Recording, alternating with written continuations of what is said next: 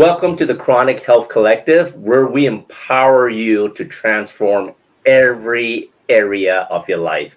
We gathered the best coaches and experts in the world to bring you weekly insights that will elevate your physical, your mental, and your spiritual well-being.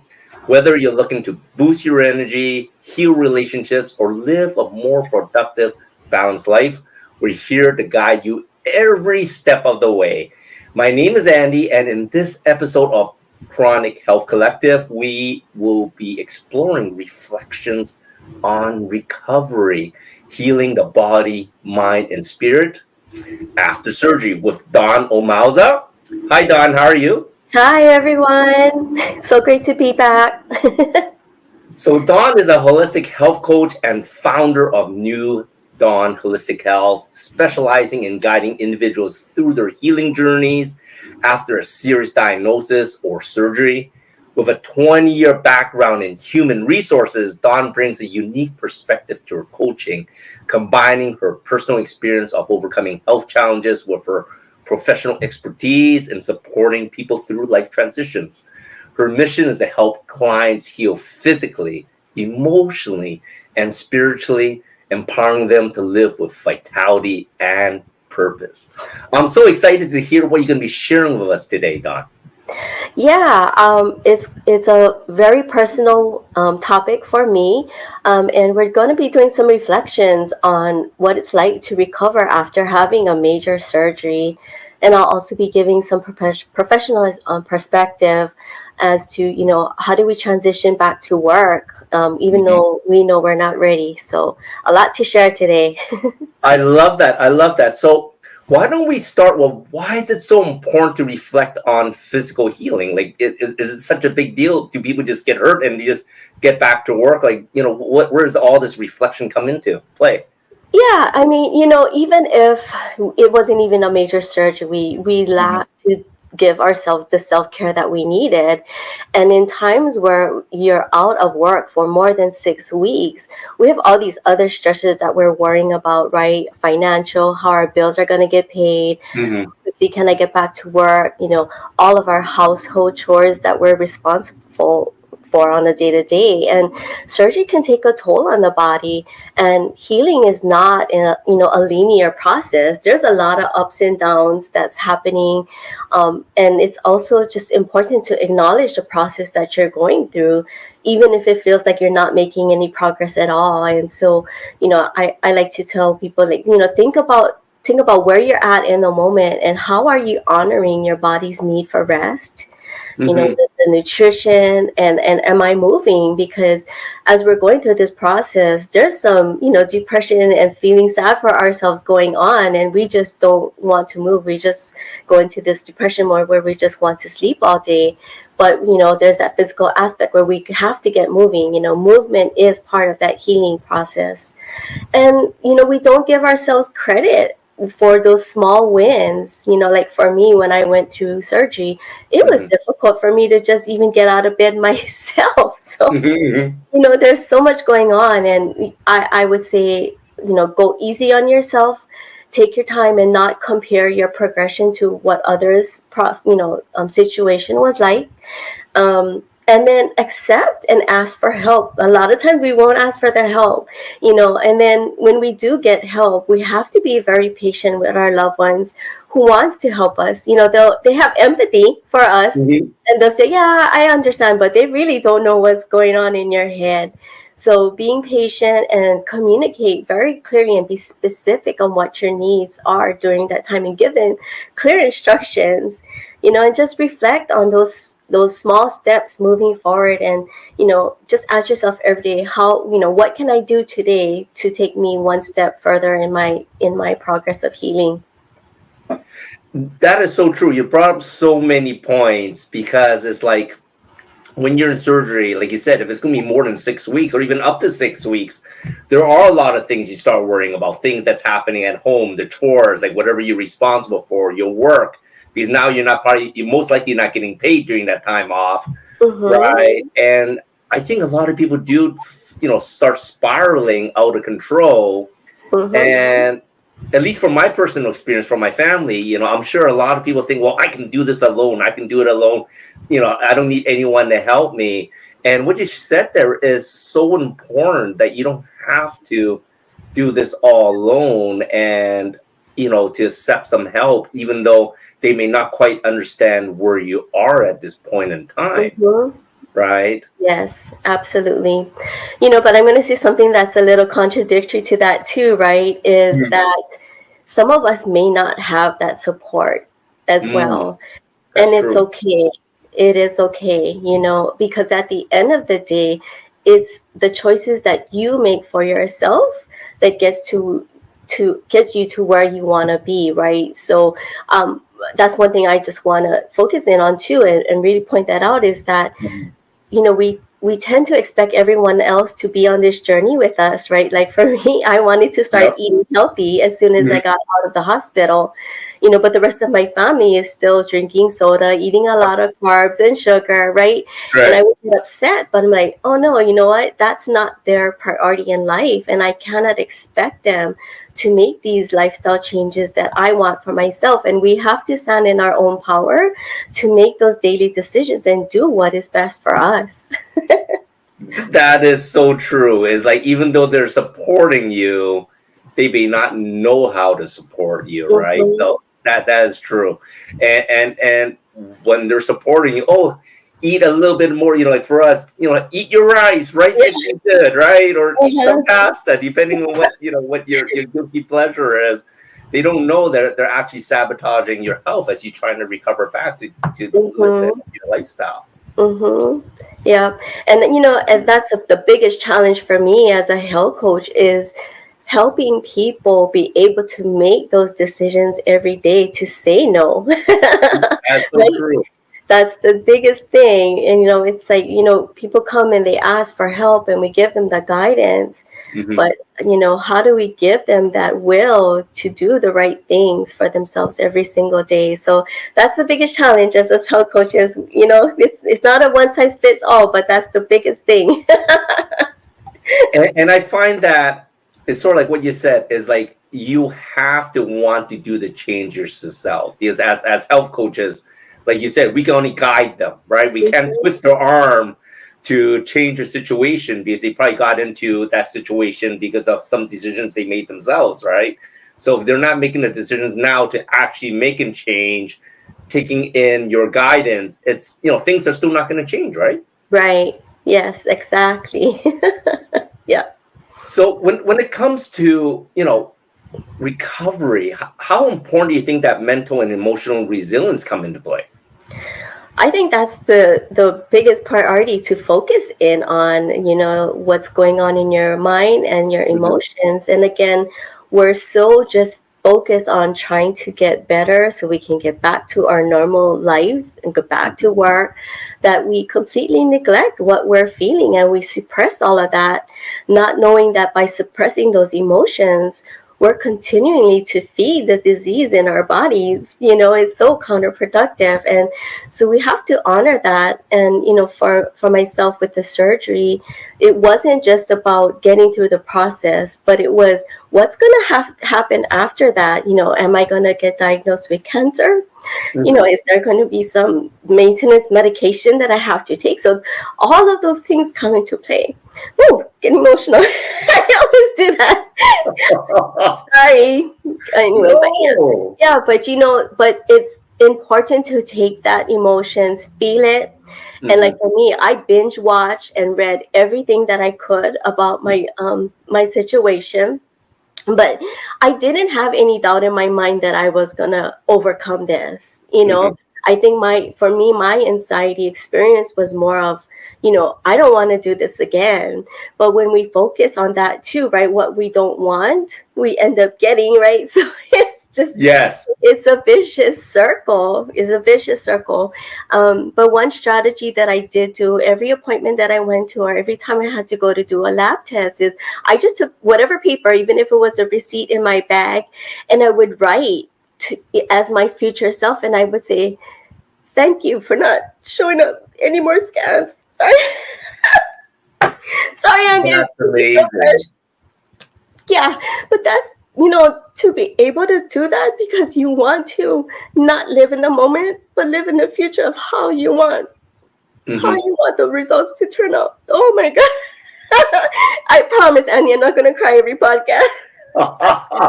No, it's so important. It's like, that's sort of like we're talking about the mental and emotional resilience, and I think it's so touching for me to see you relive these moments, right? And for you to make a decision for your future self that I am going to get better, right? And it's funny you mentioned something about a lot of people focus on the things they don't want, but in your mind, if that's what you're focusing, the mind doesn't tell the differences. It's like the yes or no, right? They're just going to hear you don't want to be sick, and now you're going to be sick, right? You want to be focusing on getting better, on how your life's going to be after the recovery and stuff like that. So no, I think that is brilliant for you to write on things on on how you're going to be in the future. It's like how what other things can people do to stay in that positive mindset during recoveries? It's really educating yourself on what resources is out there, and even just from a financial perspective or healthcare, right?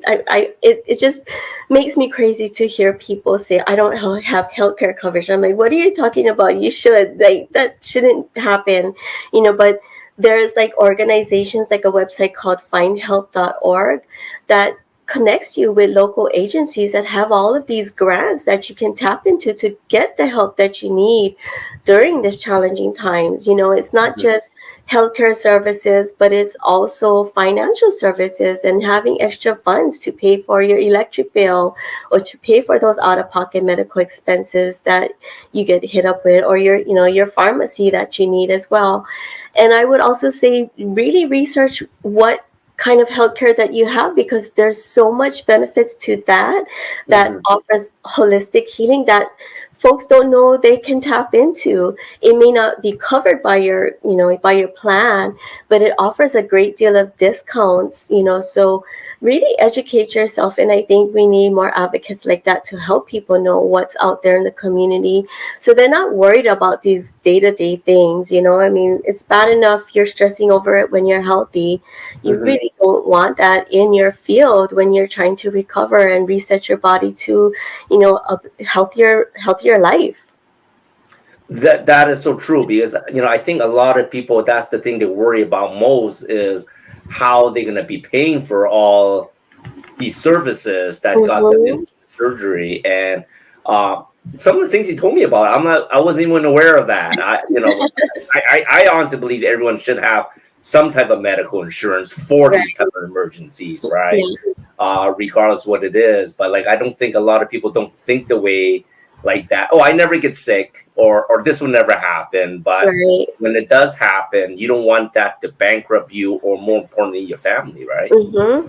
Yeah, it impacts everyone. It's not just happening to you, it impacts the whole family. Exactly. So we're going to be taking a short break, and then once we come back, we're going to dive back in to learn a little bit more about your journey. Yeah. All right. Thank you.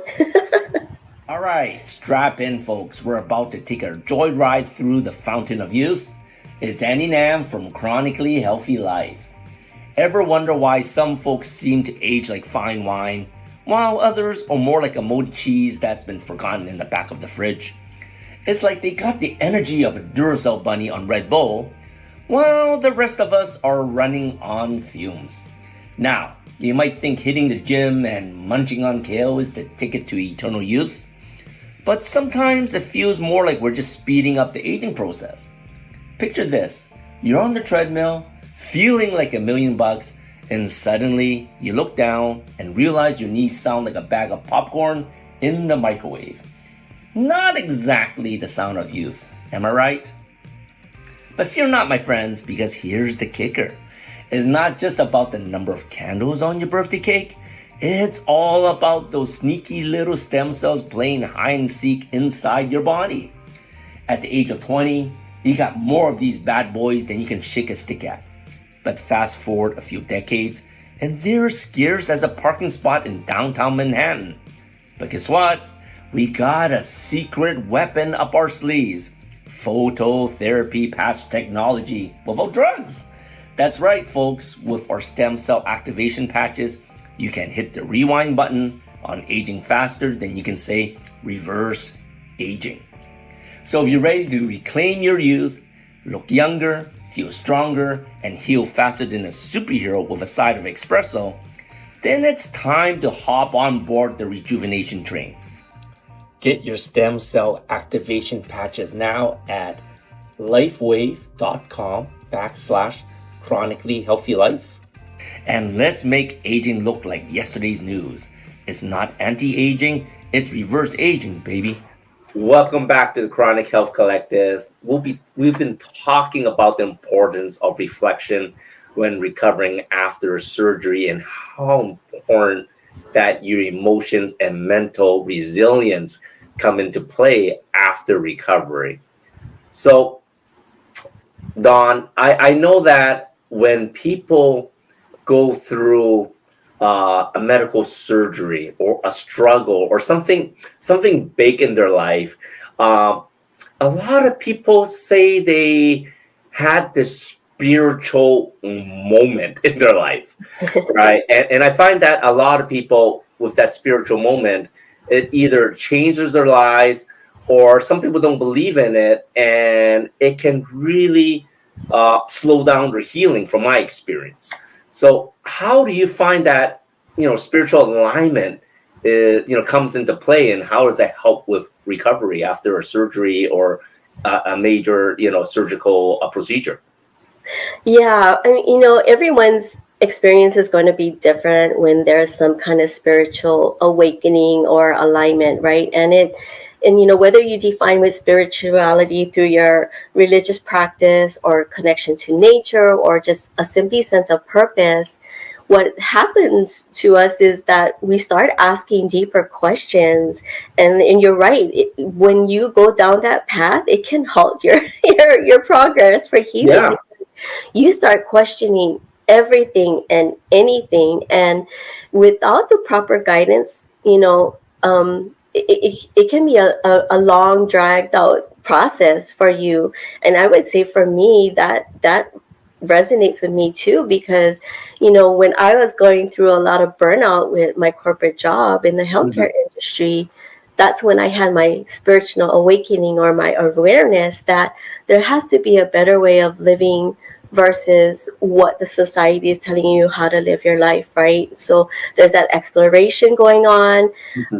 But I say, take a moment and consider what this experience is changing for your life and where you want it to go. It doesn't have to be a major drastic change, right? It's just one or two things, but it's really about what really matters most in our lives now and moving forward, and how are we going to shift our focus and our attentions and our energies. And so it doesn't matter what type of spiritual journey you're on, just reflect on how that spiritual alignment helps you find peace during uncertainty times and your recovery, and just providing the foundation that you need for continued growth. So for most people that aren't that spiritual, how do you suggest they tap into that? It's a terminology, right? Because it doesn't have to be. I mean, we're giving it a term of spirituality, but it's really just being whole and rediscovering that you have a purpose in life, and you were just living as a robot, right? Correct. So I think that's one thing when it comes to holistic health, that we give too much terms to these modalities, because even when we talk about meditation, or the community of prayer, it's the same process, right? But we give it different terms. So I don't know if that answers your question, but yeah, it doesn't have to be a spiritual thing. It's just living with purpose and having a deeper understanding of your existence in this world today. That's an amazing answer, Dot. Because like a lot of people when they talk about spiritualities, like you said, a lot of people think, well, you're going into the woo space or whatever it may be, or maybe I'm not religious, Right. and I don't want to get into that space. But at the same time, I think what you said is so important. I think we all have a purpose in life, but we don't realize it, Mm-hmm. right? And to be able to find purpose, to self-reflect, like you said, during these recovery times, because I think, I believe that everything happens for a reason, and this is probably the best time you can reflect because you can't be doing anything else anyway. So true, so true. But that's where you take the time out and educate yourself, reading Mhm. books, YouTube University, whatever it may be. There's so much resources out there. But just go with your heart and follow the one that resonates with you most. It doesn't have to be what someone else or what others are following in your own household, but go with what's in your heart and what resonates the best with you, and go with your gut and just and continue on that path, and don't be afraid of it. I think we worry too much that it may steer away from our upbringing and how we were brought up to think about certain things. But Mhm. it's not even about the belief system. It's just being true to who you are, and be okay with that. Until you're okay with that, you're never going to make progress on this journey, right? And you're just going to continue to live a life that's dictated by others because you're fearing of what others think. So live your power, stand in your power, and just do what's best for you. Well, I know we're talking about your journey, Don. So, Yeah. how did this whole mental, emotional, and spiritual journey come together for you during your crisis? And I'm Well, not trying to make you cry again. no, no, I'll Okay. try not to. Oh my gosh. Well, for myself, what also happened to add to the story is I was just about to transition out of another corporate job that I had taken. It was supposed to be only a 1 year project. But I found myself at the time of finding out about my diagnosis that the hospital was going to entirely shut down, and there was a whole bunch of people that I would be part of laying off. So, add that to the stress. And Mhm. so, I wanted to build my business as a health coach, but then knowing that I was going to go through this, this little situation, I was like, oh, maybe I still need to work for a little bit. Mhm, mhm, mhm. So I was looking for another job, and I did. And so as I had finished my 6 week recovery, as the doctor had dictated, I knew physically and mentally I was not ready to go back to work. But I tried. I Mhm. went for 3 days, and I just said no. I don't care what anyone says. I'm not going to put myself through this. I know no one would understand. There's that financial responsibility, but I am not ready to sit here 8 hours a day in a job I really don't like, and let alone, constantly trying to take breaks because I need to take a nap because I'm still recovering. Mhm, mhm. So it was a big decision for me, and it was scary because I felt so bad for the people who believed in me that gave me the job, but I knew I had to do what was right for myself. And so I guess, can we talk about how it was like, I guess, what people can do as they progress going back to work? Shall we go Yeah, into? I was just about to ask you that. Like, what did you do to transition back to work? Because it sounds Yeah, like there was a lot of things going on, of and course. a lot of things you probably didn't even think about. Right. And so the one thing that most employees fail to do is they just send their doctor note to the human resources or whoever's doing their leave administration, and then they just show up back to work. The manager doesn't even know that they're coming back. And so my advice to you folks is, actually, if you can, set up an appointment with your supervisor 1 week prior to coming back and let them know really what's going on, because a lot of times your doctors will not extend you and allow you to stay out, and you still need that time, right? But Mhm. have that honest conversation with your supervisor to say, you know what, even if I have the doctor note, I'm still dealing with these physical ailments. And, Mm-hmm. it would be really helpful if it's okay for me to, just go to my car and lay down for 15 minutes throughout the day. Or, can I even just work out a flexible schedule, right? So those are those things that you can have a conversation with your supervisor, and most of them are open to it. They'd rather have you come back and know what the plan is going to be and know what they're dealing with than just being, sidelined, and I'm like, oh, you're back, like, okay, and then they just dump everything on you, right? Correct, And correct, correct. and then there's the perspective of coordinating a meeting with the person who was covering for you while you were on leave. Let them know, hey, I'm coming back, but I am still recovering. I may have some limitations. Can we get together first thing in the morning when I come back, and let's work out some transition so that they don't do that, right? Just dump everything on you. And I'm Mm-hmm. sure they're very much willing to. And it would be good to know who's been helping you out so you can personally thank them for helping you out during that time, right? Yeah, and in supervisors, they're not well equipped to deal with these situations. They're dealing with the day-to-day operations, they're dealing with scheduling, they're dealing with not having enough time to even do their own tasks. So there's just all kinds of stuff going on with managing everyone's expectations and managing themselves. So open communication and being transparent is the biggest key to that. And I ask employers, be flexible. Correct, correct, correct, correct. Please be flexible. I mean, we're talking 2 more weeks of not having them around or offering them a flex schedule can go a long way. I mean, it's better than the employee deciding to quit. And then now you're having to recruit, spend a whole lot of money to replace that position.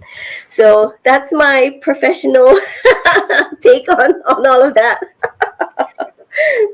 It's funny because I can totally tell that you're in the HR field for a long time. But the interesting thing is you've been able to marry the HR field with what you learned in health coaching. And it gives you a very different perspective because I bet you, like you said, back in the day, if you're saying you're going back to work, you're expecting back to work, they're going to expecting you to be back at 100%. Right. Absolutely.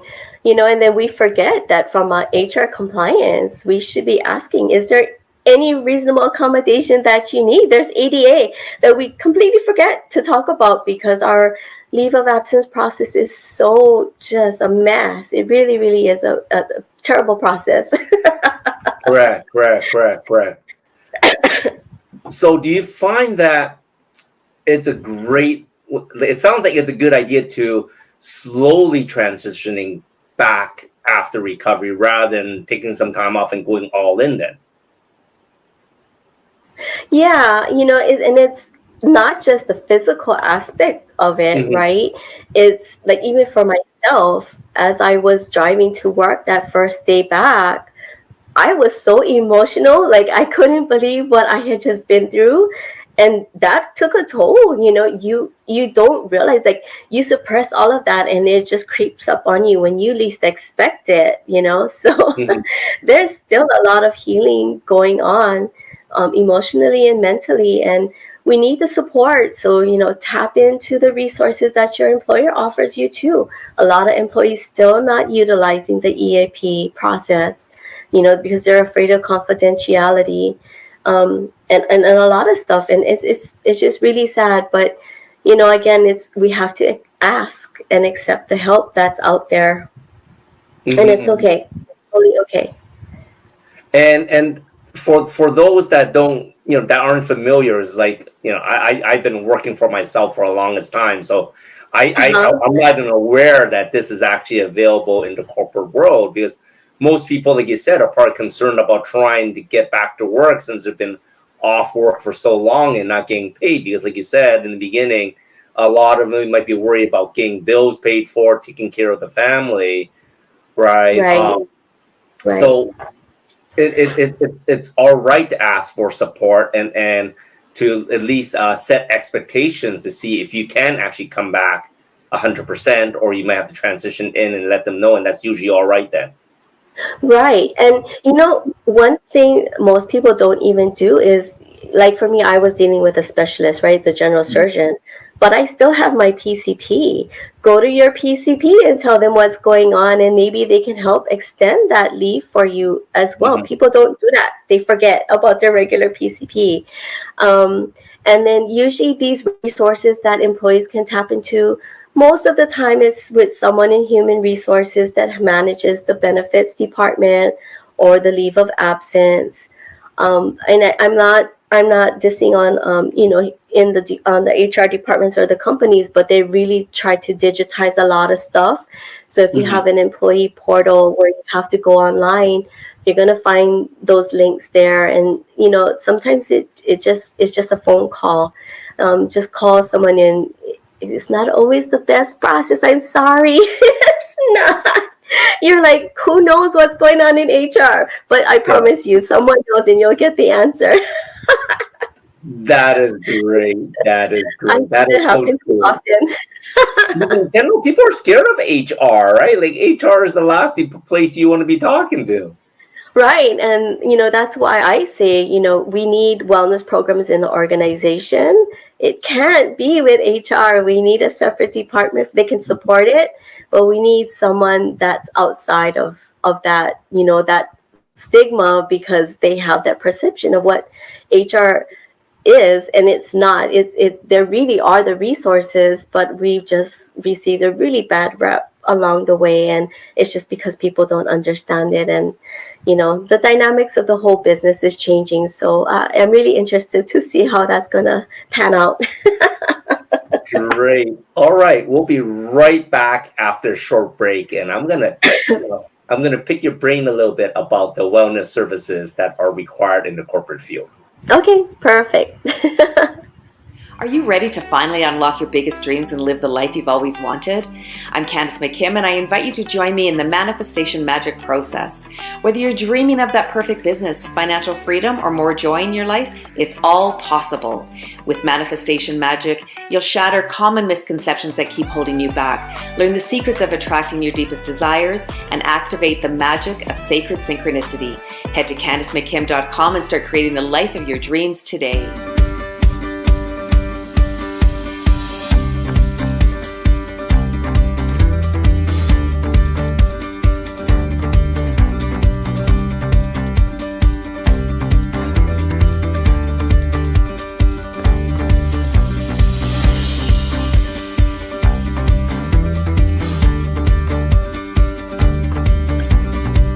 Be attentive to what you tune into, attentive to love and curiosity, interest and enthusiasm. Passion is love. And when we talk about love, it's love of self, love of others, love of God, love of the process.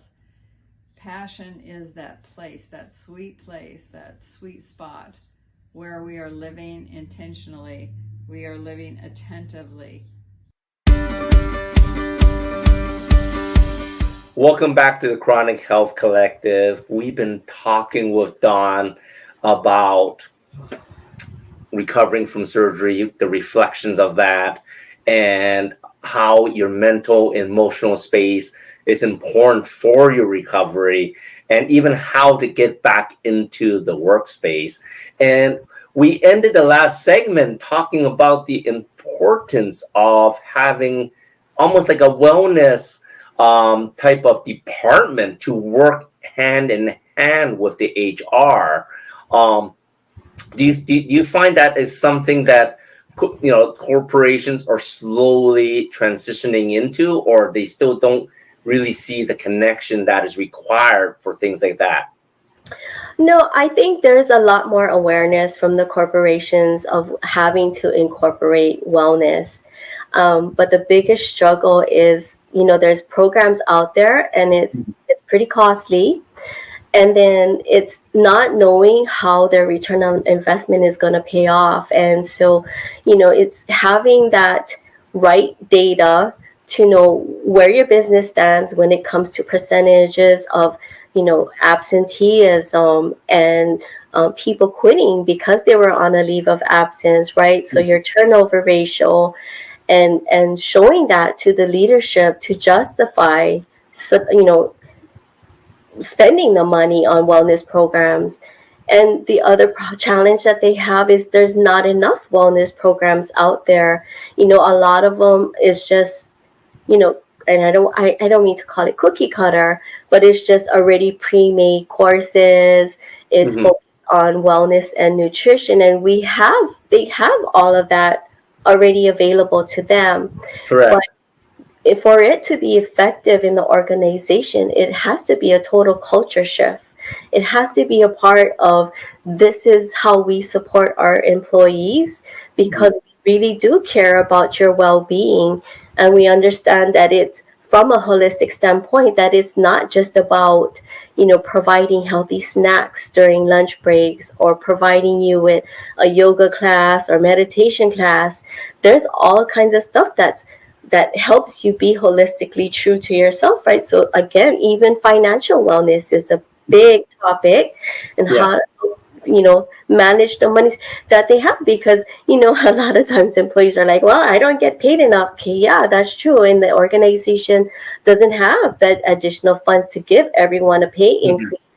But we can give you the resource on how to manage and budget your finances better. And, find them those resources that's out there that they're not tapping into, and bring it into the organization so that they can look at that, right? Because a lot of times they give them a flyer and they say, here's all the resources. And how many times they actually take that home and go do their own research? They're not going to do it. It's just going to sit on their desk, or it's going to sit in the back of their car. So it really has to be a more interactive and engaging type of initiative. And if they see the whole organization participating in it and how it's helping them individually, especially your leaders, then they're going to be a little bit more on board. The other challenge is, inclusiveness, right? And diversity. Not every program is going to be well received by a lot of folks. So how do we, as an organization, find the fine balance, right? So that's why, it's great to have those, those programs, but to be able to offer more variety, and ask for feedback. Now, I'm going to say something that's going to upset people, but stop surveying your employees, because they're done with doing that, because they never see any progress out of it, right? Let's go to another 20 survey, and then, okay, what? Nothing, right? So just have a conversation. Again, it's about integrating it into the culture. Ask them in a department meeting. It takes 10 minutes, right? Now, there's a lot of cons to that, and I'm going to point that out. There are your naysayers, right? Those negative, those, those people that just not on board with any initiative that you do. But consistency and integrity comes a long way. And when they really see that coming from you, that is not just another project that the company is doing, they'll slowly gravitate and, slowly, buy into the culture. They may not be 100% all in, but at least they'll somewhat participate, or at least open up to you and give you feedback on what it is that they want, right? So you have to communicate with your employees and build that trust, so that they feel that they can provide feedback without any judgment. That's the biggest thing. They're always afraid of judgment or retaliation. True. I hear that. But it's interesting about just listening in on the corporate culture there. If there's health in the employees and the company, it helps both folds, right? It makes the company more productive, obviously. Right. So it's going to make the teams more productive. You said the supervisors, their bosses, everyone's going to be having a more productive team. But at the same time, if the employees realize the importance of health, it helps them in the long run too, right? So you like you said, I think that they have to both understand the benefits of having a holistic, healthy culture in the company, because I think, like you said, most companies they promote healthy foods or healthy snacks, or they'll give exercises, but like some yoga classes, but not everyone's doing it. They don't see the value in it, right? Right. And the benefits and I'm glad you brought that up, is Mhm. seeing the value and the benefits of this, because I've worked in healthcare for, I would say, at least 15 years, and even with clinicians don't tap into these benefits, and they Mhm. struggle just like any other organization, right? They're the ones who are the caregivers, and they still have these same struggles as other organizations do. But yeah, they have to see the value of the benefits. And I I had a thought and it went boop, out of my brain. Sure. Sorry. And Yeah, go ahead. no. You just made me lose my train of thought. But anyways, I was gonna say, when just linking it all back, because when it comes down to uh time off due to a medical emergency and stuff like that, it may be stemming from not taking care of your health, Right. right? It may stem from not knowing what's going to be available for support when you need to take that time off. So how do you think everything should be linked together for like a corporate mindset, when to support people when stuff happens? Yeah, I've been doing a lot of research on that as well, Mhm. because I think corporations are becoming more creative when it comes to Mhm. time off. You have your typical sick leave and your Correct. vacation, and now they've, bundled things into what they call paid time off, and it could be for this, but there's so many different rules. But creativity and getting outside of the box and thinking about different ways to approach it. I think it was Canada that just passed a bill regarding not contacting your employees about work during their vacation time, because it happens so often, right? So they actually have Mm. a law like, hey, employees, if you get caught doing this, you're actually going to get into trouble. So stop doing it. And that's great, right? It's from a societal shift. And I've also seen employers actually have days off for it was just for doctor's appointments, right? It Mhm. was just, or I have to go to town to pay my bill, right? So it's like no questions asked, but I have this extra time to, and it's not a whole day, it's just like a couple hours, and just allowing them to flex their time and utilizing that. But I also do think that we need to rethink the 2 week vacation, and accumulating 3 hours of sick leave every month. That is not enough. That is not enough. And also getting creative in how we do our schedules and our day-to-day operations. Does it have to be 8 to 5? Can we flex it to something different? And do we need everyone on site at the same time? So Mhm. all of those things can happen, but it requires leadership skill sets and development. They've never been able to think this way. There's a lot of digital automation that they can use, but again, unfortunately, they haven't been supported to how to use all of those resources, and also just feeling like they have the freedom to make those recommendations, right? So it's, yeah, there's so much, Andy. I can go on, and I'm probably going to upset a lot of HR folks, but hey, it is what it is, and it's time to change. Well, I think it's important because it's time for that paradigm shift for HR, because it's going to make their lives easier in the long run too, right? Because Hmm. I think they're having all these problems with the people complaining. It's they're having problems coming back to work, or the expectations, and maybe you came back too early and you weren't quite ready. And it's funny because you talked about that. The new ruling from Canada about that you're not allowed, you shouldn't be checking in on them when they're on vacation.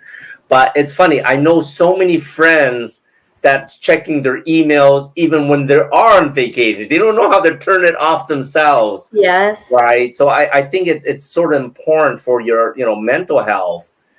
If you're taking paid time off, sick leave, whatever, you really need to take that time off, right? You Yeah. have to detach from work. Like Right. how important do you think that is, or do you think it's important that they stay connected so they know what's going on? No, it's so important to know how to detach, but again, it's about training, right? It's like, why do they feel that they're Mhm. so important that they cannot not check their, like, what's going to happen if you don't check your email for that day? Like, really, what is the consequence? And we have to address that. Why is it that they have that fear? It's Mhm. just mind boggling because that's what it is, and like, so what? So what if your supervisor go, hey, I emailed you. I'm like, yeah, I was on vacation and we had this, we had this planning conversation that you would be handling all of this stuff while I was gone. Right? They don't do that. They don't have those planning sessions to make sure that they're not bothered. So Mhm. I mean, it's just crazy, the fear that we have of not wanting to get into trouble at work. It's like, what's the worst gonna happen? You get released from a job that you could find something better. It's like, Mhm. there's a lot of jobs out there. It Mhm. is political, the hiring process is, Right. but there is something else better out there for you that's more in alignment with what you're at. Now, it's never going to always be 100% easy, but you have to feel good. And if you fear every decision or everything that comes out of your mouth, you're not operating, as your authentic self. That's going to eat up at you. And, it's those people who find out after they've been totally burnt out and stressed, that's when Mhm. they have that epiphany to finally make the shift. But we need to get people before that even happens, right? So Right. that's where I think what we do is important, because we want to catch them before they get to that point of no return. Mhm. So yeah, digital detox, guys. It's okay to not check your Facebook today. I love what you said there. Is like for our higher purpose. It still all links back to body, mind, and spirit because we're all here for a purpose. And if you cannot break free when you're taking time off to to rest from surgery, for sick leave, or maybe even like you said for vacation, Hmm. maybe that place isn't your higher purpose, right? I Hmm. think that is very relevant in today's lives. A lot of people don't think that way, right? Yeah, and like you said, right, everything happens for a reason. So, we're not given challenges that we are not able to handle. We can handle it. It's just, whether or not we're willing to make that choice and go for it, right? But it's just going to keep resurfacing over and over again, those challenges, until you take that step of where you need to be to feed That 10 is years. that is great advice. That is great advice. I hope that a lot of the viewers out there that work in the corporate world, one, learn a little bit of something when they need to take time off for medical procedures or whatever it may be, and how to come back to work after, of course. And of course, dive into your purpose, dive into your spirit of what you're doing here for, right? I think that's very important. Thank you so much for this episode, Dawn. Thank you, Andy. It's been my pleasure, and I just look forward to keep sharing with the community about this and how they can, you know, best prepare themselves in the organizations when they go to work. And yes, much blessings to everyone. So, Dawn, for all those people out there that want to learn a little bit more about bringing in holistic health into the corporate world, or even learning a little bit more about how they can recover quicker, and and all the things that you shared today, what's the best way for them to reach you? Yes, the best way is to connect with me on my website, newdawnholistichealth.com, Mhm. or through my Facebook page, one Dawn Omalza, or you can email me at info@New Dawn Holistic Health. And to the end of the month, I am offering free energetic voice analysis. So go ahead and sign up and get that free service for you. That is awesome. And that QR link we have there for Dawn is straight to her county link. So you can book a call with her directly through that QR code. Perfect. Thank you. Yeah. Looking forward to connecting with everyone. Thanks, Dawn.